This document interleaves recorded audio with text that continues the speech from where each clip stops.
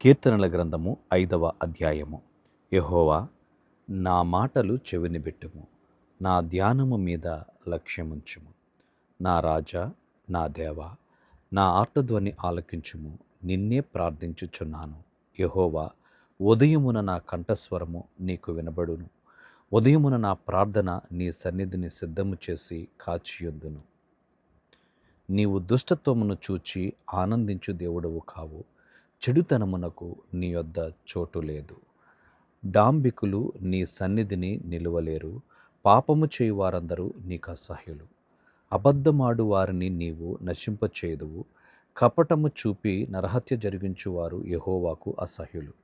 నేనైతే నీ కృపాతిశయమును బట్టి నీ మందిరములో ప్రవేశించెదను. నీ ఎడల భయభక్తులు కలిగి నీ పరిశుద్ధ ఆలయము దిక్కు చూచి నమస్కరించెదను. యెహోవా, నా కొరకు పొంచియున్న వారిని బట్టి నీ నిత్యానుసారముగా నన్ను నడిపింపుము. నీ మార్గమును నాకు స్పష్టముగా కనుపరచుము. వారి నోట యథార్థత లేదు.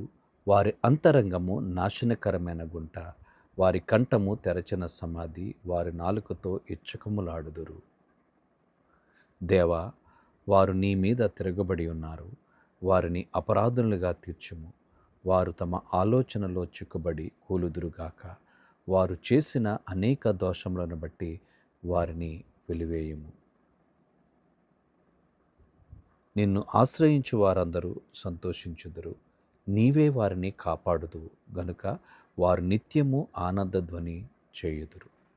యెహోవా, నీతిమంతులను ఆశీర్వదించువాడవు నీవే. కేడెముతో కప్పినట్లు నీవు వారిని దయతో కప్పెదవు.